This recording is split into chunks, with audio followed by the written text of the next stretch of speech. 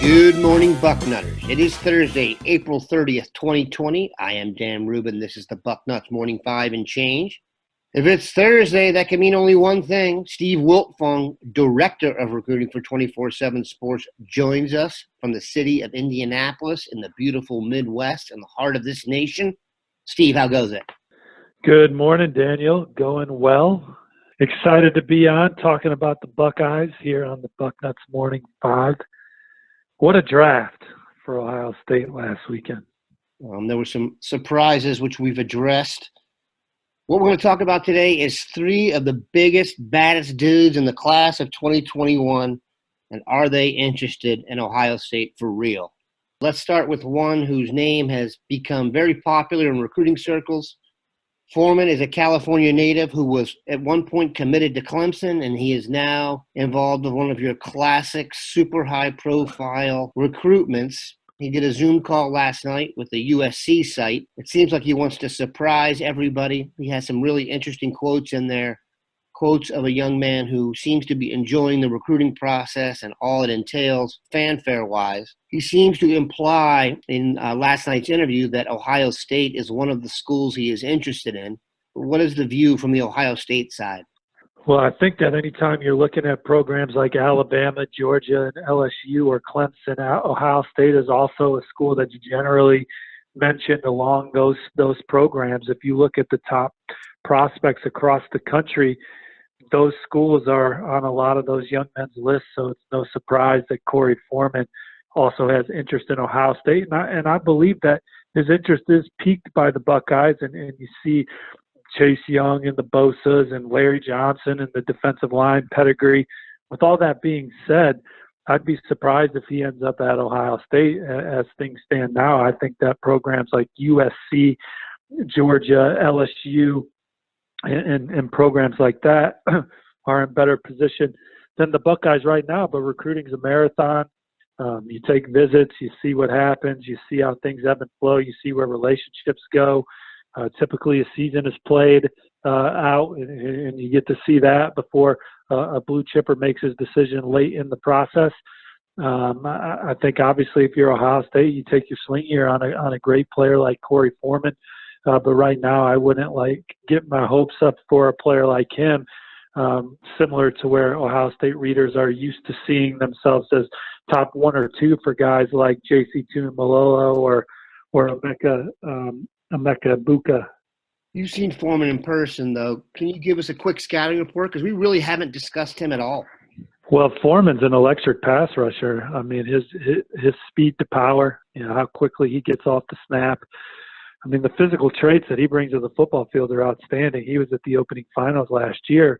The best two players in the trenches in that event were 2021 kids, Donovan Jackson, who's committed to Ohio State on the offensive line, and Korey Foreman, who's uncommitted, the five-star from California on the defensive line. They're both special talents, and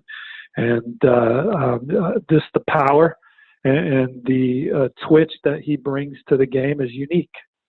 Well, Bucknutters, that might be the last time we talk about Cory Foreman. I really don't believe Ohio State is seriously in the mix. If things change, we will be on top of it. On the other hand, we're going to review two other big dudes. J.C. Latham, arguably the highest riser in the recent 24/7 Sports update. There is some concern that he might be wavering. There's thoughts that Ohio State was in the mix heavily. Oklahoma has gotten involved, and there's some chatter on other boards about him not favoring Ohio State.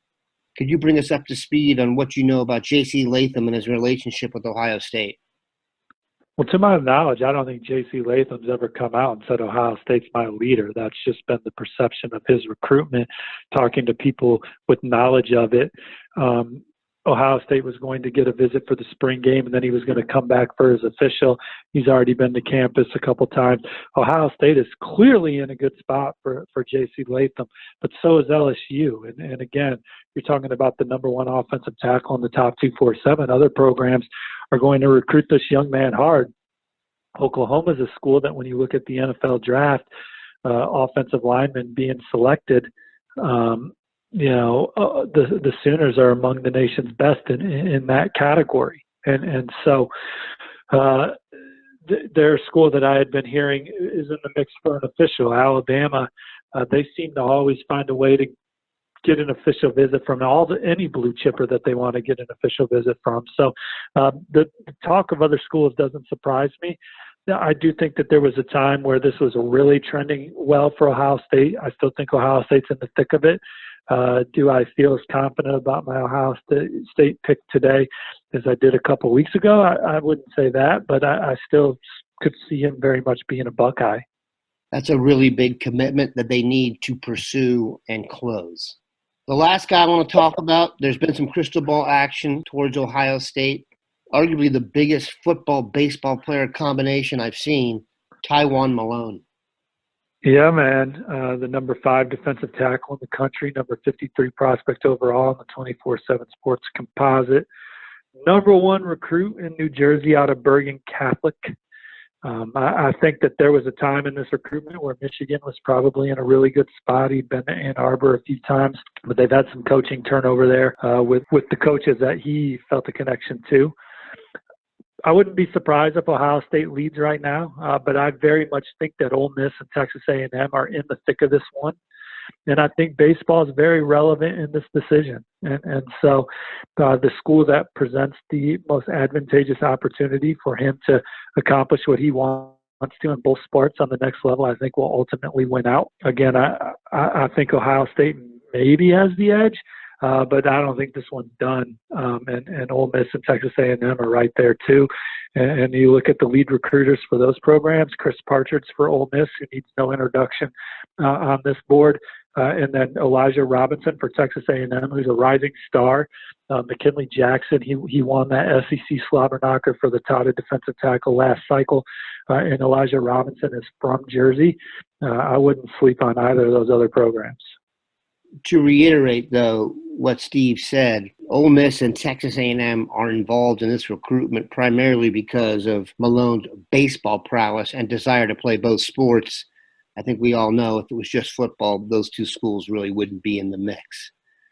We appreciate Steve stopping by. We're going to be back in just a minute, and I'm going to give you my top 10 Buckeyes for the 2021 NFL Draft. After our Tuesday show, Duane gave his. There's been a request for more, and we've got it. Be back in 1 minute, Bucknutters. Okay, we are back. We appreciate Steve stopping by. We are now going to get to my 2021 top 10 for the Buckeyes when it comes to the NFL Draft. We did this on Tuesday with Duane. I'm now going to give you mine and hopefully a little bit of an explanation for each one. Number 1, Justin Fields. I think that's pretty obvious. I wouldn't be surprised to see him go number 1 overall. The real interesting piece of this is the teams that are up there now, if you look, that I think have a real chance to be in the mix for the number 1 pick. A lot of them have young quarterbacks. There's going to be a lot of pressure on those young quarterbacks to come through early. We're talking to you, Dwayne Haskins. Number 2, Shaun Wade. I think you're going to see Wade battle it out with Patrick Surtain, or Surtain, however you pronounce it, of Alabama for the number 1 corner spot. It would not surprise me to see Wade go top 7, top 5. One of the things that's going to make him really attractive is he spent a good amount of time in the slot. He's going to get plenty of time to work on the edge this year, which means he can literally go to any system in the NFL and thrive. I had Fields and Wade kind of in their own tier. The next tier of Buckeyes, I think all these guys have first-round potential. And don't forget, we're projecting here, and I want to add, we're projecting here as if the season goes on without a hitch.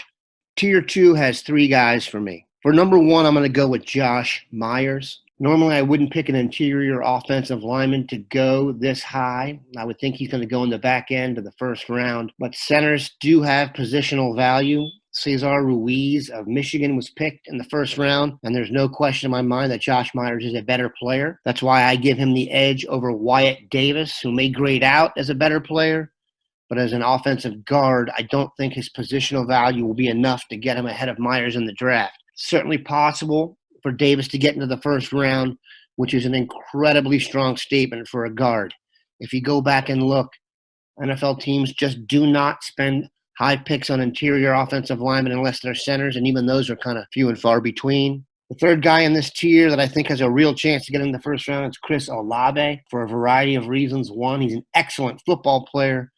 2 wide receivers, a ton went in the first round, and beauty is in the eye of the beholder when it comes to the receivers. I feel like Olave has a really good chance to go in the first round.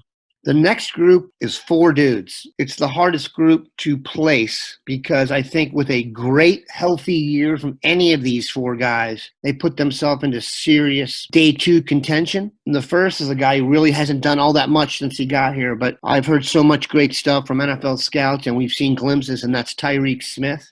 The issue with putting him here is if he's as good as I hope he could be, defensive ends and guys with a pass rush tend to go higher. They don't tend to get out of the first 50 picks. If he has a great year, I would not be surprised to see Tyreek Smith get into the top 50. And by great year, if he just plays every game, I'll bet his talent comes out and he's an early entry. And like I said, I wouldn't be surprised if he's a top 50 pick. Thayer Mumford almost in the same boat, obviously not as sexy as defensive end, but a long, illustrious career. He started a ton of games at left tackle here. Left tackle is a marquee position.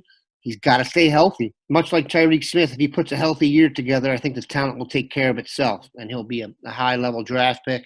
I wouldn't be surprised to see him go second round. It wouldn't shock me if Mumford had a great year that he got into the first round. He fits the prototype. These next 2 linebackers, Baron Browning and Pete Werner. Browning fits the mold. He's the first guy off the bus. He's yet to put it all together. Almost like Tyreek Smith, his upside is so high that if he does put together a consistent season and stays healthy, I could see him being, good Lord, definitely a second-day draft pick, which means second or third round. And Pete Werner the same. I would not be surprised to see him go in the first 3 rounds. His versatility, experience, I think that wins out. I think he'll be attractive. The guy I have number 10 on the list to finish off is Trey Sermon. I think Trey is a really good player, but he's had several knee surgeries, and he's a running back. And we saw with J.K. Dobbins, running backs just are not valued in the draft. Guys who are going to be 1,000-yard rushers this year lasted for a while. That's my top 10 in order. Justin Fields, Sean Wade, Josh Myers, Wyatt Davis, Chris Olave, Tyreek Smith, Thayer Munford, Baron Browning, Pete Werner, and Trey Sermon. If you have any commentary, thoughts, or issues with that, leave me a note. Hope you enjoyed the show. Have a good one, Bucknutters.